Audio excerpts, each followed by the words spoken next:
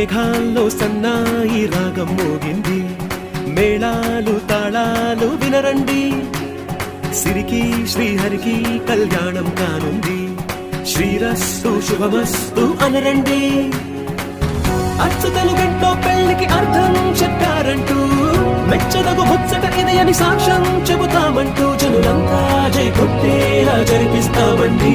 అందాల కుందనపు బొమ్మవని జత చేరుకున్న చంద్రుని, వందేల బంధమై అల్లుకుని చెయ్యందుకోవటే